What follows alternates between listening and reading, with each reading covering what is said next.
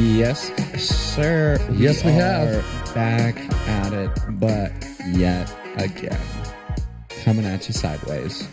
Yes, we are here. It's our Midweek Something. Midweek Something where we talk about a whole lot of nothing. A whole lot of nothing. A whole lot of nothing. Yep. That's what we're about.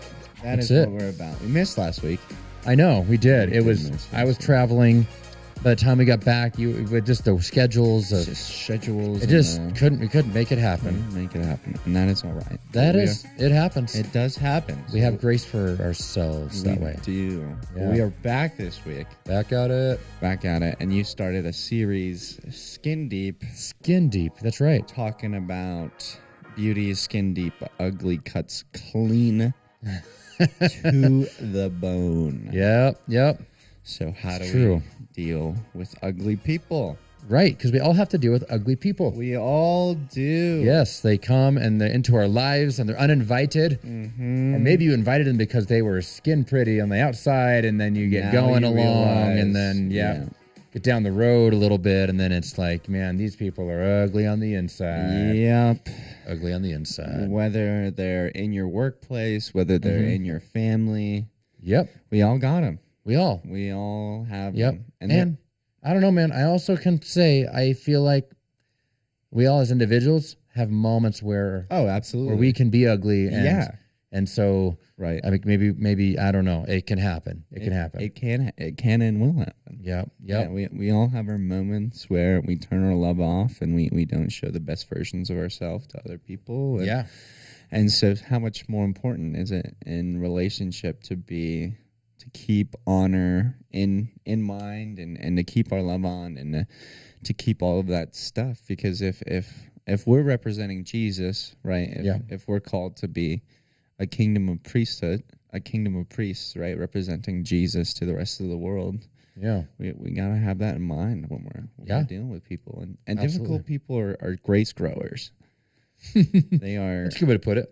They're grace growers for us, and it doesn't matter what they do, what they say, their actions, but it matters our response to that. Yeah, it gives us an opportunity. Yeah, it gives us an opportunity. Yep, it's an opportunity. Opportunity. Yeah. Yep. Difficult people are difficult. They are, and they grind your gears, and they irritate you, and they frustrate you, and and all of these things. That's true. But you have an opportunity. Yes. To bless the socks off of someone. That's true. To a point where they're like, "What's up with you?" Yeah. Why are you so different? Right, because ugly people, they're going to find other ugly people around them, and people are going to treat them ugly because they're ugly. And birds of a feather flock together. As it turns out. Yeah, if it rhymes, it has to be true. It has to be true. That's the rules. So while we were gone, I was a little bit bored. I didn't have enough to do in my life, so I bought a bunch of bricks, and I built this brick wall. Wow. Yeah. You like the brick wall? I love how it came with the edges of the brick wall too. Yeah, I put it up in 3 minutes. Yeah. Very I unwrapped the package from Amazon, tacked it to the ceiling. And so we thought this would be really cool, right? And then I hung it up there, and then of course in the video you can see the edges. You see all the edges. So my handy bricklaying work. I don't know. We have to work on our camera angle so you can't see it. So you can't see them. I know. I'm not sure if this is better or worse. I think it looks nice. It's a nice little addition. It's a nice little addition. I know. We've got to spruce the place up a little bit. We do have to spruce the place up. Yeah. We gotta keep it looking official. Keep it looking dangerous. Keep people guessing. Dangerous. We have the polar bear chairs. We have the other setup, and now we have this setup. It's true, and we have this whole other room over here that we could mess with that we could turn into something too dangerous. I know. We just like to keep things interesting. Yep, that we do. We do. We do. Yep. Otherwise, we would get boring. Yeah, I agree. I like to mix it up, a little bit of change. You do have to mix it up. Yeah. So we were actually we actually filmed this in a pastor at church, but I'm also the owner of a home inspection company. Okay. And so we filmed this in our home inspection office because I have the space there and the equipment was all there from the company. And so we use all that to be able to put this thing together. Boom. And so, and I say all that because I normally kind of don't talk much about when I'm pastoring, I don't talk about my business. When I'm businessing, I don't really talk about my pastoring, and I just kind of like keep my lanes on, But this week, in our series that we're kicking off, I'm coming at it from the angle of like a real estate transaction, in that we look at a house from the street, and the curb appeal is what people are really focused on, what it looks like on the outside, right? And they may not pay a lot of attention to what's going on the inside, and if they do, they're looking at like, what color the tile is, what the different like products are that are in the house, that are normally aesthetic and looking fun, but they don't know, or most of the time people just don't know, what it is to look for, which is why like a home inspection comes in, because then they're able to give you the details give you all the deets on what's going on the inside. Right. And you got to do your homework, and you got to look at other documents and all kinds of things, right? And I was like, man, this would really communicates well to the idea that just as humanity, our temptation is to look at the outside and say, man, the outside looks good, so the inside's probably good too, right? You would think, right? And so then as a culture, we tend to put so much emphasis on our outside, and we don't really pay attention to our inside. Right. Yeah. I mean, you can find numerous influencers talking about the best, the newest fashion, the newest cars, the newest this, the newest that. But how many of those influencers are talking about emotional intelligence and how to keep your love on in relationships? Right. Yeah. And it takes work. It does take work. And it takes honesty. It takes honesty. It takes integrity. It takes character. It does. It does. And having tough conversations with the people that you love. Exactly. For the purpose of building the relationship into a stronger place. Yeah. And relationships are always a two-way street. They are. They take both sides giving, keeping the goal of connection and keeping both of their love on. And I loved at the end your points of don't get sour, don't get bitter, don't be stupid. All these little things. It's like sometimes we see rattlesnakes in our lives, and that kind of rattlesnake trigger goes off in our heads, and it's not necessarily a bad thing to keep that at a distance, right? Right. Nobody has a loving relationship with a pet rattlesnake at home. No, they don't. No, most of the people handling rattlesnakes do so in a very controlling, forceful way, because you have to. Yeah, because those things are dangerous. Very dangerous. Right. You got to respect the snake. Right. Respect the poison that it spits. Right. And so in the same way, are you going to welcome a rattlesnake relationship in your life with a person who's just going to continually bite you and poison? Yeah, that's so true. Right. And you got to put boundaries in place, and there are people who really are trying to hurt you and really do have spiteful vengeance against you. And so how do you navigate that? I mean, you can't just allow them to continue to just bite and strike and hurt and damage. You have to be able to put a boundary in place and say, hold on, we're not going to function this way anymore. Right. And if they can't respect those boundaries, and if they can't understand them, if they just don't want to acknowledge them, then the only solution is that point is you now have to remove yourself from that person. Yeah. Because sometimes those people don't even realize that they're spitting poison. Right. Exactly. They're unaware even. Now, sometimes that's not the case, but there are times where you'll have people who are like, they think that they're doing the right things, but what they're doing is extremely hurtful to the people around them. Right. And, you can't give what you don't have. If you were raised in a place where the only tool you got in your tool belt was a hammer, it doesn't matter how good of a hammer you have. As soon as you get to a screw or something that needs a different tool, you're just going to be bashing your hammer around. Yeah, that's true. Right. And so those relationships, I think boundaries are so important, just so you're able to bless them and to influence them in a godly way, but also keeping them at a distance to where, hey, I'm going to keep what I value in my life, and this boundary is there to protect that. But at the same time, I want to bless you. I want to keep my love on towards you. And not everyone needs access to your inner circle. No, they don't. Yeah. Jesus had the 12. Yep, he did. And even in the 12, he had smaller groups, which he took to, the Garden of Gethsemane or the Transfiguration. And he had somebody stabbing him in the back. He had Judas. Right. We're all going to have it. We're all going to have it. Yep. So you got to know how to handle it. Right. Yep. And and not only that, handling when they're ugly on the outside over there, but flipping it on yourself and saying, okay, well, like getting honest and be like, I've got ugly stuff on the inside myself. Right. So how do I navigate that? Yeah, and I think one of the primary things is if you have any unforgiveness or any grudges in your heart, because that takes a lot of mental capacity and mental space to maintain those grudges and to maintain that unforgiveness. And if you have unforgiveness towards that person, it doesn't matter how many Sunday morning sermons you sit through or small groups you sit through, until you forgive that person, the love that you're going to have towards that person is going to be limited. And I think some of the beautiful thing about life in Jesus is that we don't have to muster up or conjure up some sort of love towards people. All we have to do is get connected with the love that Jesus already has towards them. And I think that takes so much of the pressure off of us. Yeah, it really does. Because it's not like, oh, I have to love this person and this is awful and I have to figure out how to love this person. It's like, no, they have a creator in heaven who already loves them enough to send Jesus to die for them. All you have to do is connect with that love and operate out of the love that God already has towards them. And I love that. Yeah. That's good. And Mother Teresa has this, we hear this quote all the time, but this sermon always reminds me of this quote of people who are often unreasonable, irrational, and self-centered. Forgive them anyways. If you are kind, people may accuse you of having selfish, ulterior motives. Be kind anyways. If you are successful, you will win some unfaithful friends and some genuine enemies. Succeed anyways. If you are honest and sincere, people may deceive you. Be honest and sincere anyways.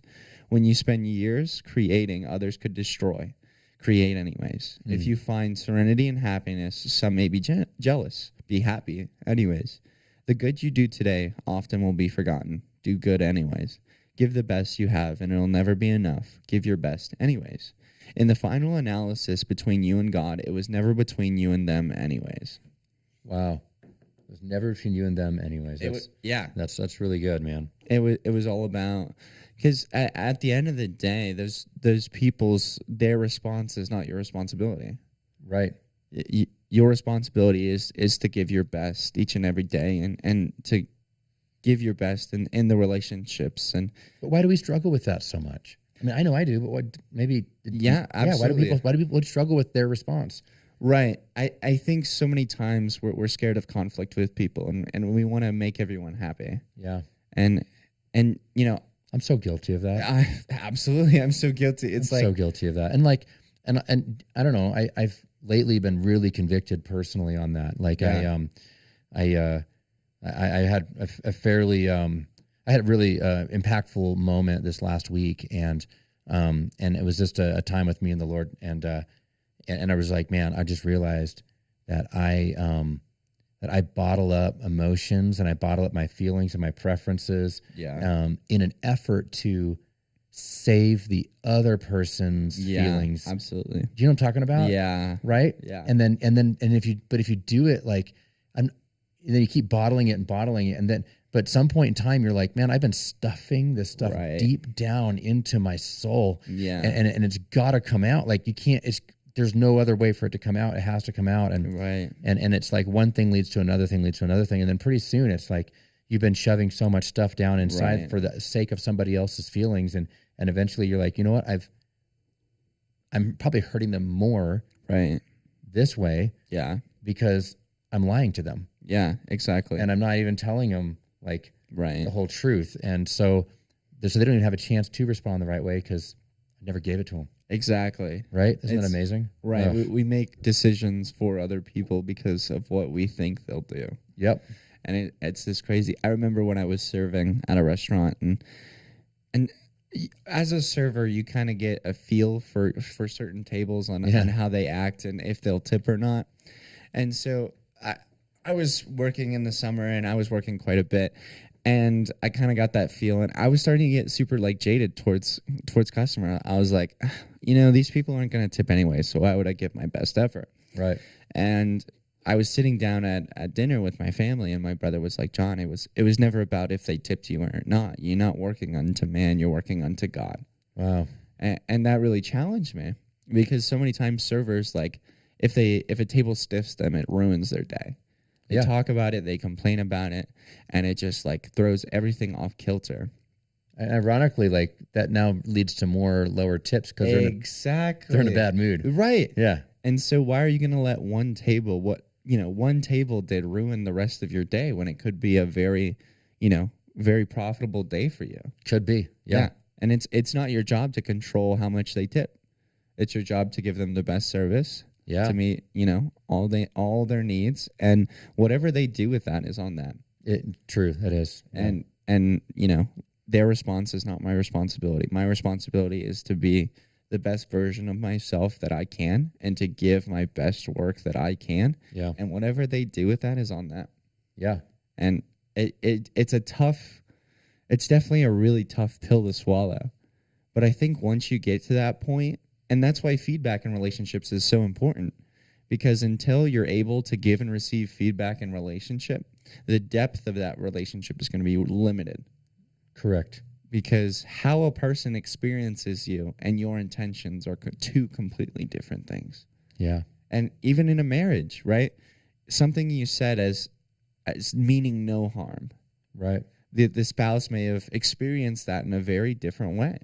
It's true. Like you say one thing and it happens, right? Like I've been married for 20 years and it happens where, spouse says one thing and they mean it one way, but the other person receives it a different way. Exactly. Yeah. And that's super hard to navigate. Right. Because it's like, no, I meant it this way. And like, yeah, but the words that came out of your mouth were literally this. And it's like, well, I was misspeaking, but the damage is done because you've said it. And then you can't like pull the words back. And it's, oh man, it's just a minefield. Right. It's just, you gotta be careful with your words and how you say them, and really make sure that you're not just, you can't use the words recklessly because they have so much power. Exactly. And I've done it. I've been reckless with my words, and it's always a hard thing to go like, oh, wait a minute, I got to learn from this. I can't be like this, right? Yeah. Yeah. And then the ugly on the inside comes out. Yep. And then, I mean, obviously I'm pretty on the outside, but beautiful. I'm a beautiful man. Gorgeous. That's right. But ugly on the inside, it comes out. It does. And you don't even mean it to be sometimes. Right. But it does. It comes out. Yeah. And yeah, the feedback is so important, just to be able to ask the questions of, hey, what did you hear me say? How did you experience me in this situation? Yeah. And just be able to put vulnerability on the line in relationships, because if, so many intimate relationships the foundation is intimacy and trust and vulnerability. And if you can't have that foundation, how are you going to build a healthy relationship, a healthy family, a healthy life? Yeah. Around that. And so in Luke chapter 6, verse 34, Jesus says, if you lend money only to those will repay you, what credit is that to your character? Even those who don't know God do that. Rather, love your enemies and continue to treat them well. When you lend money, don't despair if you're never paid back, for it's not lost. You will receive a rich reward, and you will be known as a true child of the Most High God, having His same nature. Be like your Father, who is famous for His kindness to heal, even the thankless and the cruel. Overflow with mercy and compassion for others, just as your Heavenly Father overflows with mercy and compassion for all.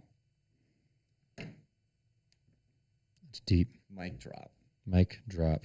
But if you think so many of the people that Jesus healed, what if the people that He healed never went to church ever again, or never did anything for Jesus ever again? And right. And what for sure, there's at least somebody in there. Absolutely, the lepers. Yeah, they didn't come back and thank Jesus. No, they had somewhere better to be. Yeah, but Jesus healing the lepers was never about their response. Right. It was about His kindness and Him bringing the kingdom down to earth. Yeah. And I think it's so, I know I forget that so many times. It's like, what if they say you bless someone at work, or you're praying for someone at work, and you see no change, or if they keep doing the same things that they were doing, well, you praying for them or you blessing them was never conditional on them coming to church. Right. We're not loving with strings attached of, here, I'll rub your back, but you have to do something for me. Yeah. And it's so easy to do that. It's so easy to do that. I struggle with that. Yep. Scratch my back, I'll scratch yours. Right. Yeah. But Jesus is saying, if you only pay debts to the people who will pay you back, what credit is that to your character? Right. Wow. Yeah, that's good. And it's so challenging to live that way, because what if they never say thank you for you doing the best job that you can every day at work? Well, it was never about them thanking you. Right. And because you're already living under the approval of the Father. Mm-hmm. And this past weekend, I went to go watch Father's Stew in theaters. Okay. With Mark Wahlberg. Oh yeah, how was that? It was really good. Yeah, it's. I think it's based on a true story, right? Yeah, it is. I mean, I'm sure there's some Hollywood like absolutely. dramatization in there, but right. Yeah, that's good. And so much of Father Stu's ministry was, hey man, the Lord has changed my life. I've had crazy encounters with God. Yeah. And if the gospel isn't made for people like me or people who are in jail who are willing to change, then who's it for? Right. And at the end of the day, I've had ugliness that the Lord has worked out of my life. You know, I'm not perfect. I haven't made it in any way, but I've had things that I've been through, struggled through, and worked through with the Lord. And if the gospel isn't for transformation, then what's it for? Right. For changing lives. We're not trying to get dead people. We're not trying to get sick people well. We're bringing dead people to life. Yeah, exactly. It's exchanging your old self for your new self. Yeah. Yeah, absolutely. And that's the beautiful thing about the gospel. Yeah. But I think so many times we can go into behavior management mode of do X, Y, and Z, jump through these hoops. Right, make a formula out of it. Right. Yeah. You know, and we use the tools of fear and manipulation and control and punishment to try to get people in line. But I mean, society's taught us that doesn't work. Right. It may work for a time. It may for a short time. Yeah. But until you reach true repentance and true transformation, you're just going to repeat the same mistakes. Yep. And those mistakes will be amplified because now you're scared to bring that to light. Yeah. Yeah. So we got dark. We got heavy. That was fast. Look at that. Yeah. I was just the night before this message came up, the Lord just started. I was in my car driving home from work, and it was a really rough shift. Like, the Bay hosts were super upset. The managers were having a rough day. Everyone was having a tough time. And the Lord just started downloading this into my heart. And so it was just, it was like I could see the brokenness in my coworkers, but I could also see how committed the Lord was to them. Yeah. And his love to them. And I remember watching the show on Netflix and they were talking about in Eastern traditions, love is how happy you're willing to make someone. So it's focused on the other person. Right. So my amount of love towards you is how much am I willing to sacrifice to make you happy? Wow. And, you know, you can take it any way. What if the person does this, or what if but what self-giving act of compassion am I willing to do for you? That's cool. Yeah. Yeah. And so I quite like this topic. That's good. Yeah. Yeah. And so when you were researching the topic and you were going through this, what kind of themes or what kind of personal experience kind of popped up through this where you were like, yeah, this kind of goes with it. This leads into it well, and this works well with what I'm speaking about. You know, I guess that's a really deep question. I don't know if I have a good answer for that one right now. Yeah, it's complicated. That's all right. It's complicated. It is complicated. Yeah, it is complicated. You know, it was I've had situations in my life where you know the ugly is coming out, and I've had to navigate that over time. Like there was times where the weight of it was so much that I had a hard time, even barely functioning. Right. You know, and of the ugliness on other people coming out on me, and then me also responding in kind with ugliness. Yeah. And the weight of it was just so heavy. And so I don't know. I've gone through it in the past, and so when I was kind of getting ready for this idea of skin deep, and I actually changed it up, my message this last week, just because I had a different plan to go with it, but I'm changing it up, and we'll still get the same content. I just kind of flipped the order around a little bit last minute because I just felt like this was a better way to go about it.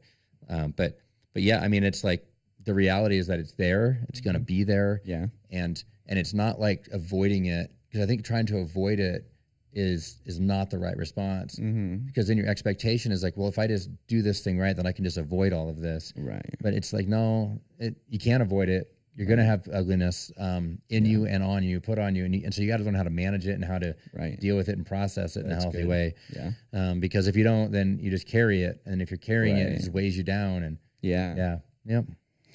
And I love the example you used of David and Saul, of the moments that David had of that he was anointed king, but Saul was still king. Yep. And how do you serve the people that the Lord has anointed you to take over and to be over? And I love that example. What do you think went into kind of David's preparation? How do you think he was able to shrug off the ugliness that Saul was throwing at him? And man, I don't know, because like the dude is literally trying to kill the guy. So he's throwing, he's chucking spears at his head. He has armies searching for him. I mean, I've had people be ugly to me, but nobody's done that. Right. Yeah. But somehow in the midst of that, he was able to keep his cool, and he was able to process it and be able to like understand. Like, he had an opportunity to kill Saul multiple twice. occasions. Yeah. And one of the times he was there with his armor bearer, his like next guy, and the guy's like, dude, the spear's right there. Let me do it. Like, and even the armor bearer is like, I can kill this guy in one move. Like, let me go and get it. And David's like, no, we're not going to kill him, because he's still the king, and we're still going to respect him and his position and his authority that's been given by God. And so like just to be able to say that and be like, man, someone's literally trying to kill you, and so you have the opportunity to kill them and be done with it, but you reserved and held back. I just was shocked. Like, it just really, you start processing, and it's like, man, I don't know, what is it that David in the Bible was able to process that way? And I just, it's inspiring. It's really like a character issue and a character thing. Like, he just made it a commitment and decision. I'm not going to take this guy out, even though he's trying to take me out. Yeah. So, absolutely. And even when he took the corner off of Saul's robe, he was distraught. Yeah, he was. He was like, what right do I have to do this? And I can't lay a finger on the Lord's anointed, because the Lord has anointed him in this position of authority. No matter the choices that Saul has made, and no matter what he's done with his position, he was still anointed over David. And I think that's a tough thing because we've had difficult bosses. Yeah. We've all had really challenging bosses that grind our gears, and we're like, what are you doing here? I could do your job and better by the end of the day. Yep. And, we have... Does your boss watch this podcast? I hope not. I hope. My bosses at Topgolf are wonderful. They are so This is from a different job. This is from a different job. Yeah, different job from a long time ago. Yeah. You don't even know these people. Right, yeah. Or you have bosses coming after you, like, who do you think you are doing that? Or like stealing your thunder, or just doing it. Like, all of these things that you're like, ooh, you really grind my gears. But David was at a place where he didn't celebrate Saul's failures. Right. He actually mourned them. He was distraught. He was like, man, God has anointed Saul over me, and Saul has made these choices, and it just hurts my heart. Right. Yeah. I know. It's crazy, huh? Yeah. Well, reading the story in preparation for this Sunday was just, I mean, I've read it 1,000 times, I guess, I heard the story of David and Goliath and Saul and people killing people and best friends, and, the friendship bracelet. I think that's what they did. What was that? Yeah. They gave like tunics and stuff and swords and bows. Covenants and like blood and shaking hands. And dude, I'd much rather like make a friendship bracelet. Yeah, I would too. Yeah. Hobby Lobby. Hobby Lobby. Yeah. Yeah. And so we'll start to close with this thought in James 2 of, but someone might object and say one person has faith and another person has works. Go ahead then and prove to me that you have faith without works, and I will show you faith by my works as proof that I believe. Yeah. You can believe all you want that there is one true God. That's wonderful.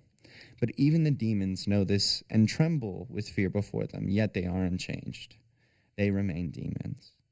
And so this thing of this balance of faith without works, and faith without works is dead, but works don't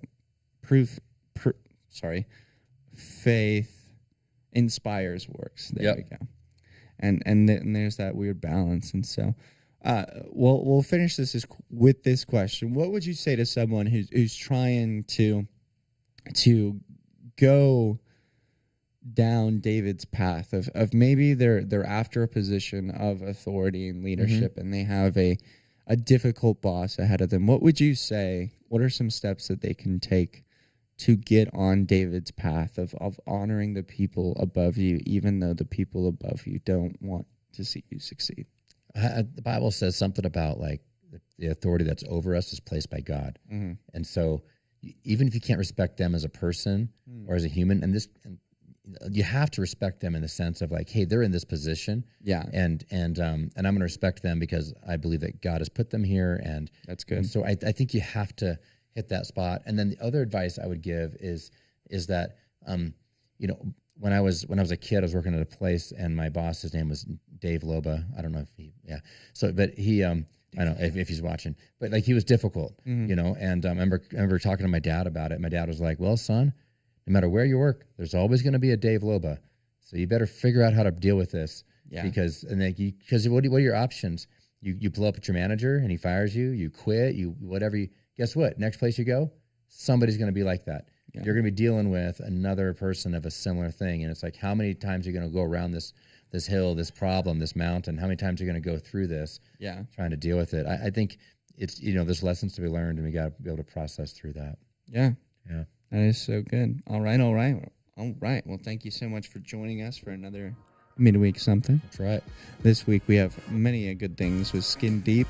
Yeah, that's right. Hebrews coming up. Yep. The book of Hebrews all through the summer. That'll be fun. Sheesh. Yep. 13 chapters, 13 weeks, baby. We're going to do it. Young adult party. That's right, June. So many good things coming. It is. Stay tuned. You won't want to miss it. Don't want to miss. Bless you. Have a good week.